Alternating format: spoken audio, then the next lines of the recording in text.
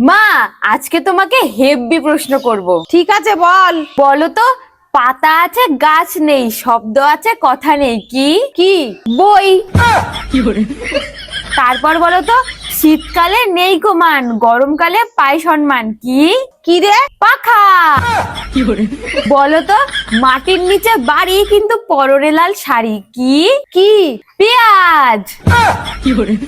বলো তো, এমন কোন জীব যেটা জলে কিন্তু পড়ে না? কি? জোনাকি।